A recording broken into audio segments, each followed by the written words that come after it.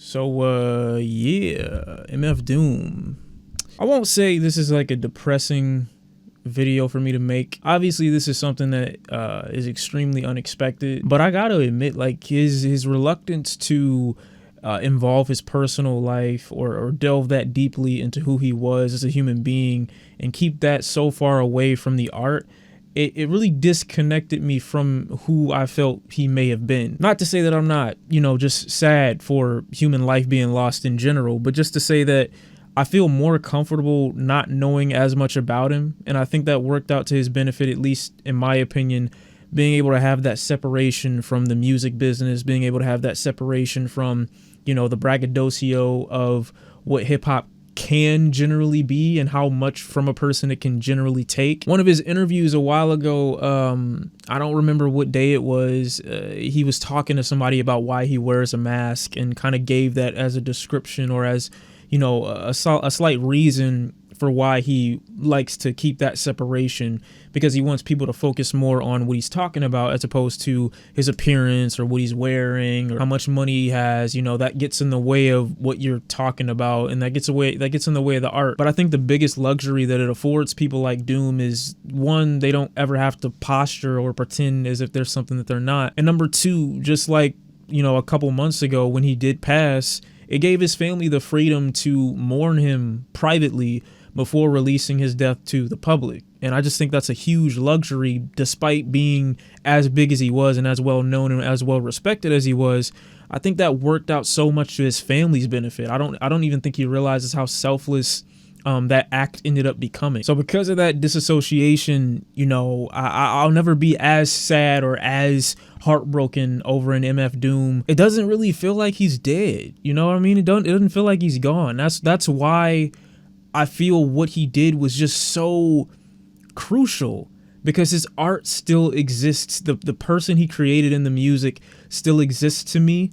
And I don't feel like I lost the human that was making that art. You know what I mean? It's so weird. And I know it may even come off offensive to some people, but at least for me, I think when you do so much of that, you dedicate so much of your life to just that, you stop being a person. I know it sounds really dehumanizing, but you stop being who you are and you become essentially this art piece. And listening to his music, it's hard for me to ever even think about a character like this expiring. But the person connected, Daniel Dumile, is still known and was still loved and revered by many people. And it is still a massive loss, even if I personally didn't understand who he was. This is like the song that probably gonna be hooked. My cousin's friend like, wanna meet me.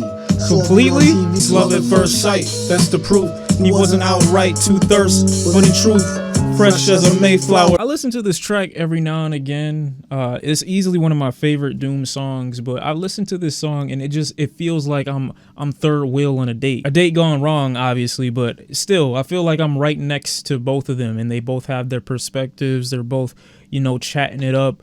And the song itself is just so smooth. I think it goes to show how smooth Doom's cadence and his flows oftentimes were. It made a lot more of his performances seem much more effortless, which made him come off as just a more mysterious, more elusive, and in this track and a lot of the smoother cuts, a little bit more sensual. I play too much. Hey, on the way, could you please pick up 2 Dutch? Okay, peace. See you when you touch. I wonder if she ever had a cootie cat 8-8. Vaughn can't wait too long, stroke it on the late. Masturbate and fuck with Vic Vaughn. Let me watch. This instrumental is perfect. I imagine this track is like really black and white, and like I said, like the album that it's a part of presents itself as if he's this dude with like really bad motives or ulterior motives, but I mean, it's not that bad. But then I look at the album cover again, I'm like, yo, he looks like such a creep. But that's the type of artist he seemed to be. Whatever character he created, he seemed believable in that form. I had another one that was one of my favorites as well, was All Caps. And this had been a part of my life for like a really, really long time. And I didn't know for the life of me, like, who was responsible for it, who made the track, who was rapping on the track. I never knew. And I like I said, I kind of have you guys to thank. I pretty much have you guys to thank for telling me to listen to Mad Villainy, because I never would have figured out, you know, the connection. I never would have put those two together. Years and years later, after hearing it sampled so many times, and after hearing it even a part of Cashier Fresh's EP at the time, there was an EP made by, at the time, you know, Viner, Cashier Fresh, and he dropped a couple songs or whatever, and I heard it sampled there too, and I'm like, yo, what is this? It seemed to show up at random points in my life, and I'm just like, I really want to know what this is, and I can't find it. Easily one of my favorite instrumentals of all time. This is the piano.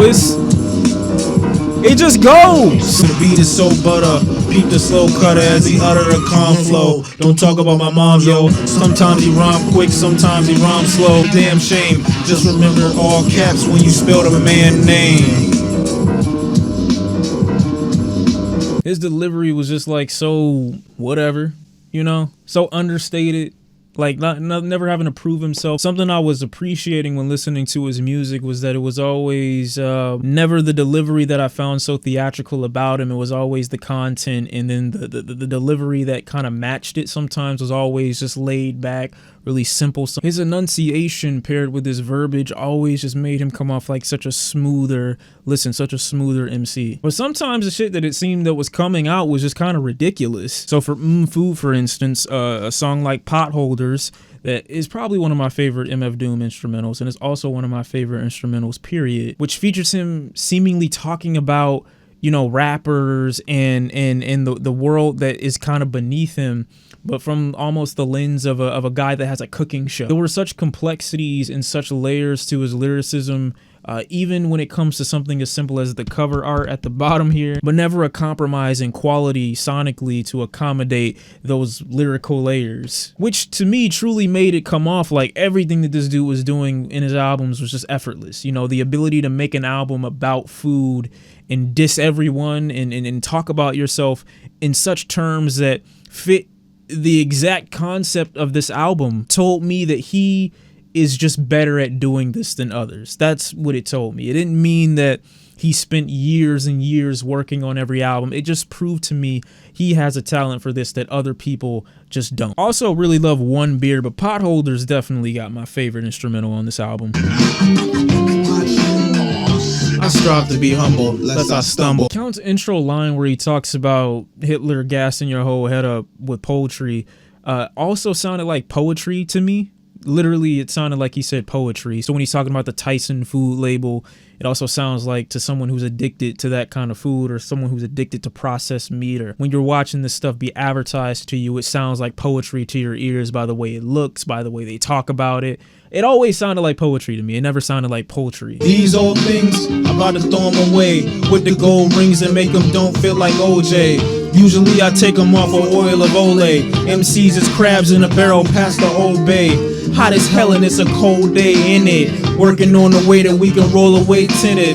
Some say the price of holding heat is often too high. You either be in the coffin or you be the new guy. It's easily one of my favorite MF Doom records. Easily one of my favorite MF Doom songs. I love the food references. I love how amazingly and how like closely he stuck to concept on all of his records, or at least the ones I've heard, because there are still a couple, I think maybe 3 or 4 MF Doom projects either produced or rapped that I haven't heard yet. Another reason I love Doom so much was because of how resourceful I know I'm probably killing y'all with the lens glare right now, I'm so sorry, but I finally found a pair of glasses that I can just like wear and they not hurt my face. It's like he never shied away from working with artists while they were still alive. I don't think he looked at anyone as competition. I don't think he looked at anyone as a threat, because again, he separated himself from the entity, from the art piece that he had created, that there was no reason to be fearful or intimidated by someone else's skill or someone else outshining you. I feel like he welcomed that more often than not, which is why we got one of the great records called West Side Doom with MF Doom and West Side Gun. Oh my God, my voice. I'm so sorry. I need a ticket for what I just did. That was what I loved about Doom's spirit too. Like, it didn't seem like he needed to make this overblown, super epic piece every single time. Like, if he wanted to work with someone, or, you know, he knew people wanted to see him work with other people, he would make it happen. I felt like, you know, artists that many people wait on nowadays just make too big a deal out of working with one another. Just get together, You like this guy's music, you like this guy's music, or so you say. Work together, make a song, make an EP, make a mixtape or an album or something. Don't be so weird about it. Like, we got to make it this big overblown thing. Just give people some good music. Oh, sharp. Specialty is flow art. Smart. But go in circles like a go-kart. Yeah, don't start. Make them have to finish. Just bounce like gold diggers. Once the dough diminish. Phony. I don't know if it says more about the guy that dominates one lane specifically and overpowers it more than anybody else in that field. Mastering that style, mastering that aesthetic. When you hear art like that, you kind of have to put it on a pedestal, because now when I hear aesthetics like this, I picture his face. Mary, you make me want to eat you. Every time I see you, it's like the first time I meet you. Fragrance like a flower, subtle and sweet too. Seductive or whatever, it might as well be see-through. Like my genie in a bottle. This can get me rich, look like a magazine model. I don't remember how many listens it took me to like realize that this wasn't about women at all. And I was watching the music video instead. So I was thrown off at first. Give me a minute. I didn't really see anyone else stick to narratives and themes like this outside of like maybe Master Ace, who really threw me for a complete loop when he made that one song about his microphone. The reason that song ended up being so legendary though is because like Jean Grey was like rapping from the perspective of the microphone and like of hip hop. But I say that to just say that MF Doom so strongly stuck to narratives that you got immersed into the world that he created in a single song, and he would never allow you to leave it. It took a type of focus and a type of writing that wasn't available in many MC's arsenal, without having to rely on shock value to kind of get you invested into the meaning or the depth or the world that a song was trying to create. It took a concept, built upon it, held your attention, stuck to it the entire way through. Rock Cocaine Flow from De La Soul that features MF Doom. You know, that was another track that I thought he absolutely killed his feature on. He was never a slouch when it came to participating on other people's work as well. He always brought his A game. He never slouched. He never slacked off. He never phoned in a verse. You know, from everything that I could tell from MF Doom, there were projects that I thought were weaker in his discography, but never anything that I looked at like he's not trying. He got jumped, it pumped his adrenaline. He said it made him tougher than a bump of raw medicine. To write all night long, the hourglass is still slow. Flow from Hellborn to free power like Wilco, and still owe bills.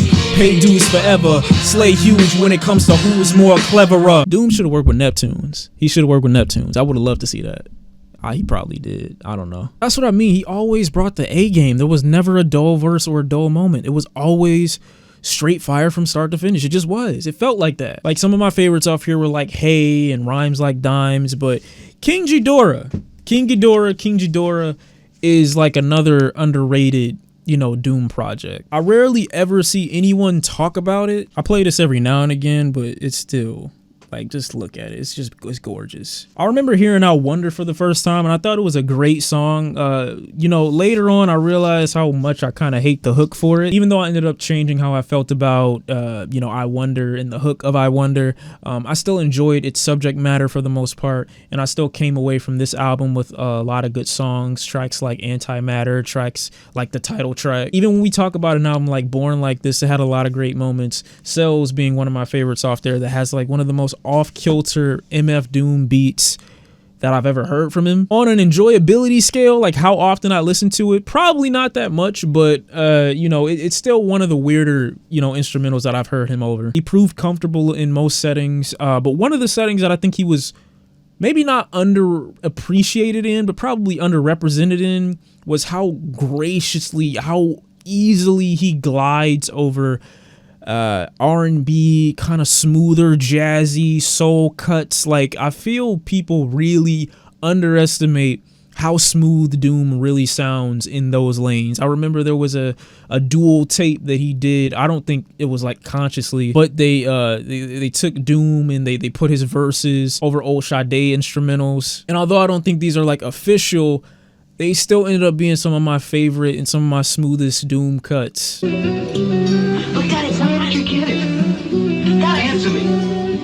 Who taught you to do this stuff? Tip with tip with yip. So fucking smooth, so good. I don't know, I kind of like to close it out now. I do appreciate, you know, as starting this channel a while ago, how many, I don't even know how many exactly, but it was a good amount of people that, you know, helped lead me to Doom into his music years ago.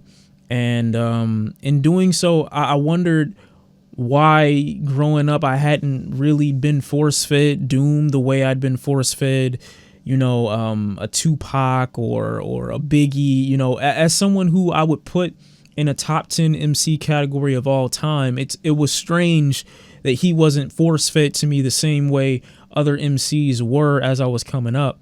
And while I can understand the difference, you know, obviously one's underground and then the others are mainstream, but thinking about why he never broke into the mainstream and his reasoning for keeping his face covered and his identity such a huge secret from the persona that he had built up and created as somewhat of an art piece. MF Doom was one of the few artists that didn't seem to take rapping as more than rapping. He seemed to look at it as a tool to reinvent oneself or recreate oneself and disconnect completely from that persona so that you don't live through the person that you rap through, I guess. His music lacked a cultural impact solely because I don't believe it ever really stood for more than just the enjoyment of rap music. I feel like he treated rapping much like a lot of people treat gardening. He did it more as a hobby than as a passion project that he would pour his heart and his like soul into, which is why a lot of the music that he made came off to me a lot more logical and a lot more practical and just a lot less emotional. The type of music that he would make, at least from my perspective, was easily something you'd throw into the nerdy category, but his delivery and his diction, I guess, made it come off as a lot more smooth. It made it come off a lot more palatable, at least to those underground scenes, just making him come off cooler. The dude that didn't want to be noticed but still put effort into everything that he did. From the music that I picked up on from him, he never really seemed to be chasing anything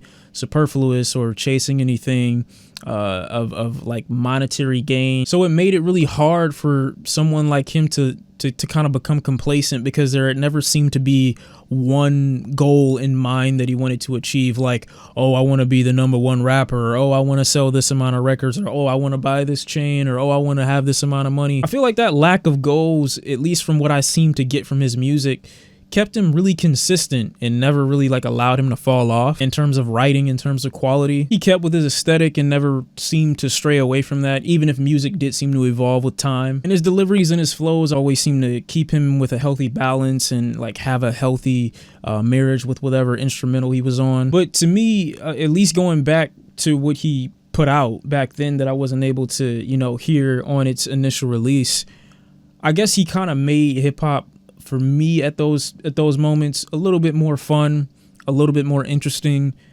because it was world creating, I guess you could say. These personas and these characters that he would create and rap from the perspectives of Diss himself. It was just always interesting to see how deep his pen could go in this world that he had created without the need to take the pen back out to reference himself as like the greatest of all time or keep posturing. I don't really have like a top 10 best Doom songs or a top 5 or anything like that, but I have songs that I come back to and listen to very regularly, and songs that have stuck with me even in my short time of having his music in my life. So I can definitely say I appreciate MF Doom a lot for the music that he was putting out, for his consistency, for his want to be disconnected from the art that he created. And, I kind of just respect how practical it all was. You know, he really seemed like a practical person, like a logical MC. And I guess I like that a lot. His music just appealed in that way. But that's really all I got to say. You know, rest in peace, Doom. I'm really glad that his family got to mourn in private. And, that separation from the music definitely helped. It made it so that he could have his personal be disassociated from the wants of the world, the wants of his fans, the people that didn't personally know who he was and only knew him through characters that he created.